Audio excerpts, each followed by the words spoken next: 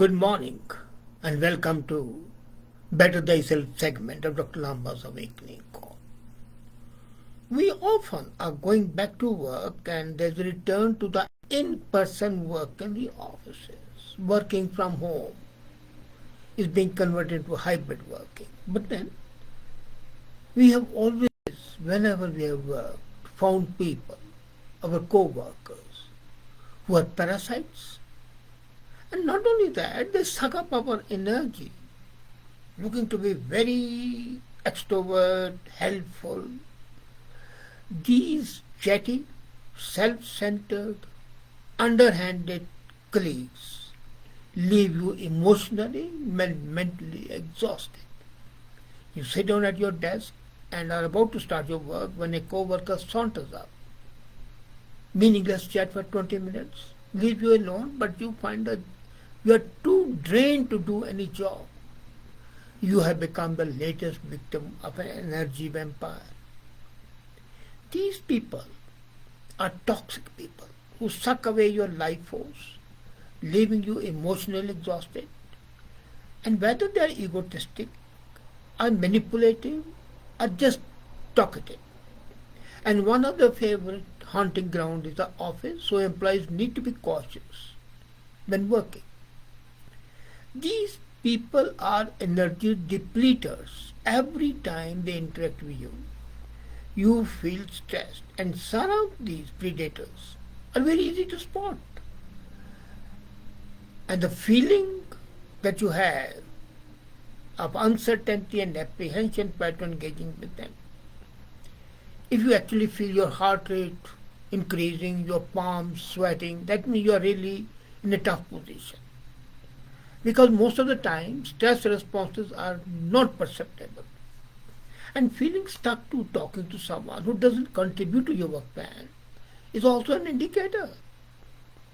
You feel you have been busy all day and you have barely done a minor, minuscule job even.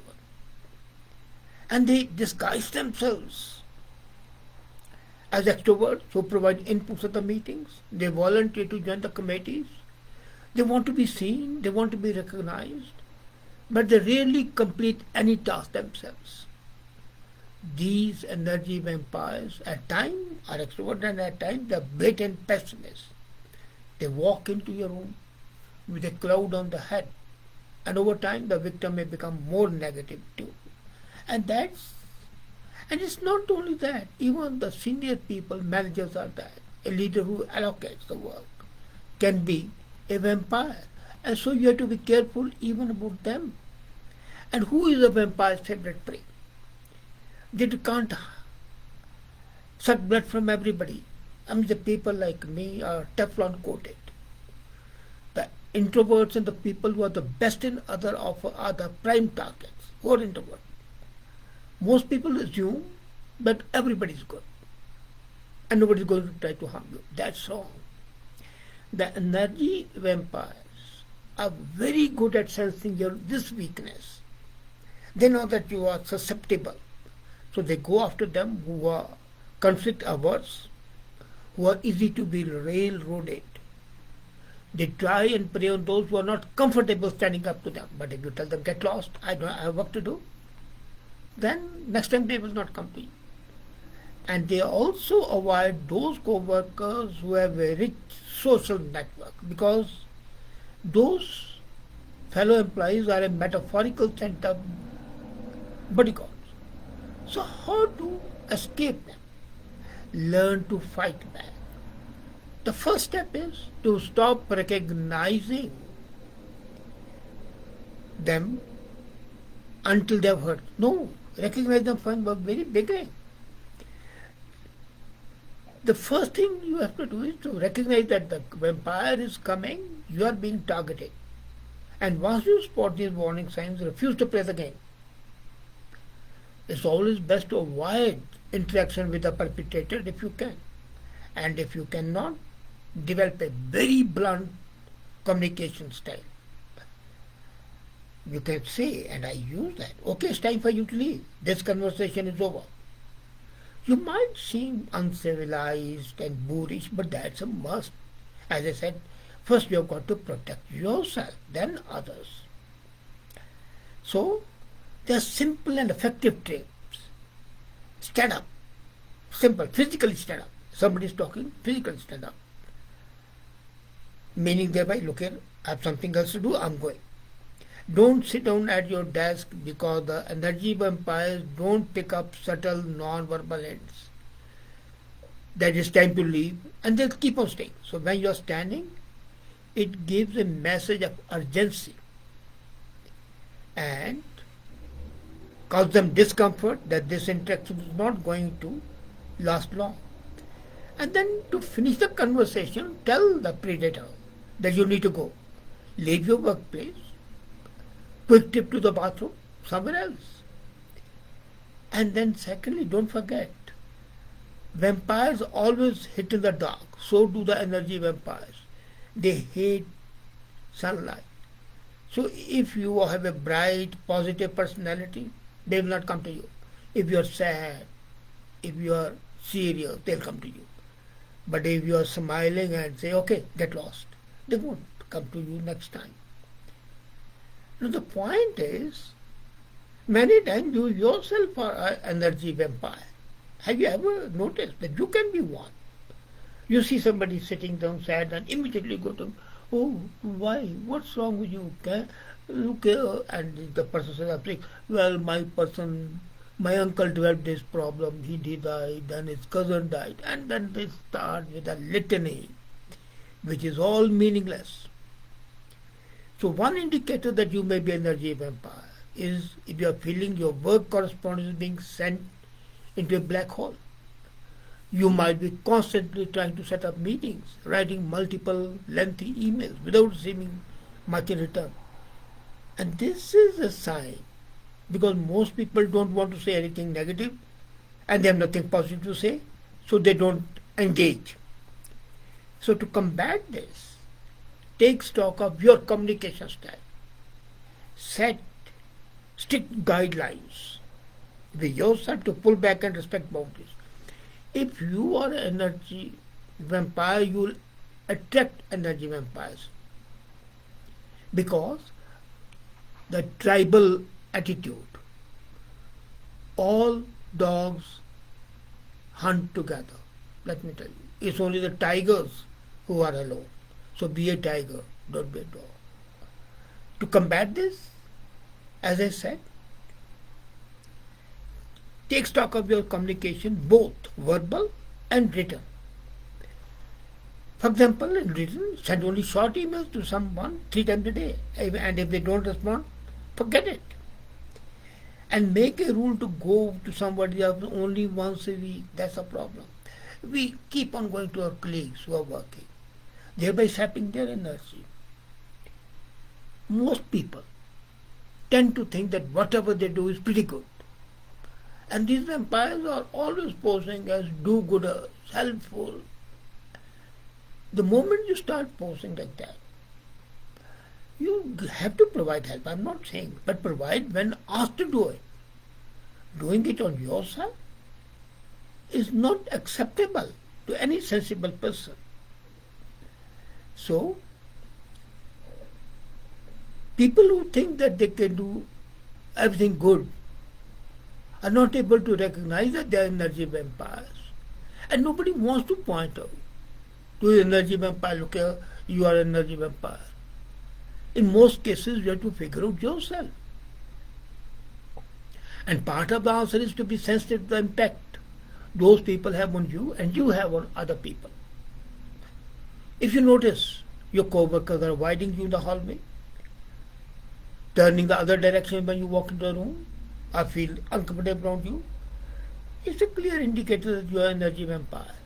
And this is, you can also see if a colleague of yours comes that others are uncomfortable or you are uncomfortable, and they want to turn the direction and change the direction of the communication and talk, you can be sure the guy who is coming is an energy vampire, so better avoid. And the best thing is, if you receive a feedback that you are an energy vampire, act on that. A lot of times I've seen people ignoring feedback they get because they can't see themselves in a negative light. And I always say criticism is always creative, provided it's not negative criticism. There are two types of criticism. One is affirmative attitude, the other is a negative one. As far as the negative one is concerned, crush it. As far as the affirmative is concerned, accept it and act on that. The biggest problem with energy vampires, and if you want, you have first got to identify yourself. As I said, if you are an energy vampire, then you are going to be hated ultimately. For some time, people may tolerate you, but then the time comes when they start detesting you, despising you, hating you. So you have got to protect yourself and to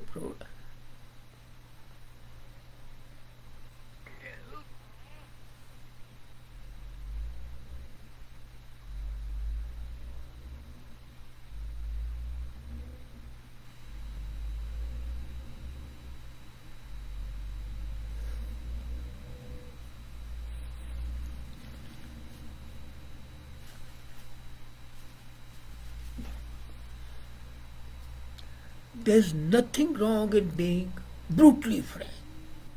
If somebody is sapping your energy, then tell the person, look here, I have work to do. You may be very good, having excellent intentions, but I don't need them. And don't waste your efforts on me. The other people, go and help them, but I don't need it.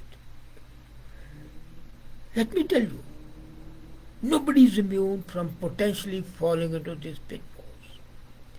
So, be gentle with yourself. Protect yourself.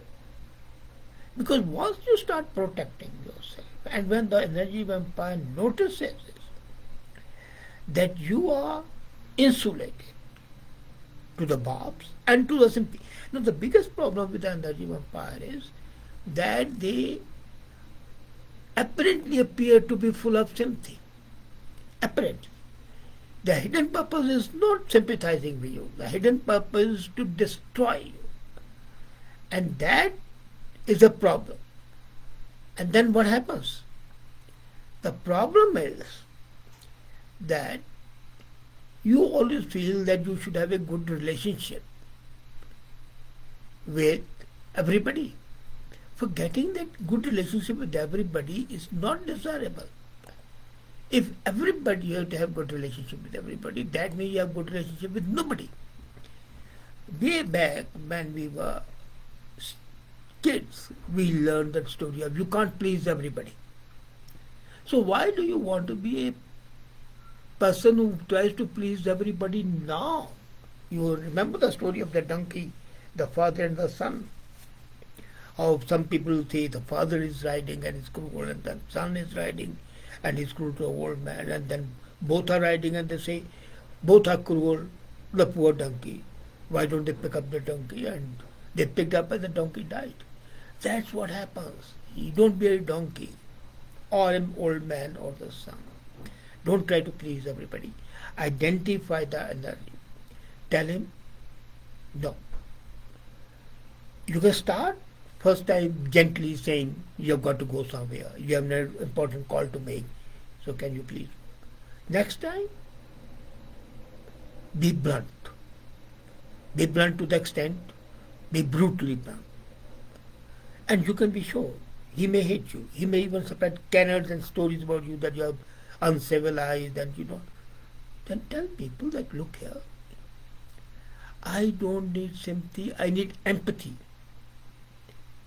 And the person who has empathy would understand it. Because unwanted sympathy is a self-energy sapping. When you are sick and somebody comes to the hospital, they say, look, it's a minor thing, you are going to get well. That's a sign of empathy. But if they start telling you, well, look, so and so have died, how many people are dying of COVID, I hope you don't have a relapse, and things like that, that is sapping your energy. So be clear about it.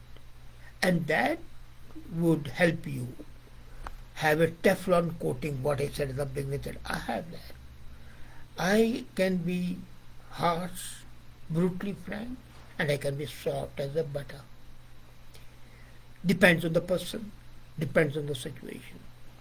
So you have got to develop that attitude. And once you develop that attitude, you will find that these energy vampires have lost their sting and they cannot suck up your energy. And you would be more productive, more useful, and a better worker, better officer, better manager, and a better human being. Thank you.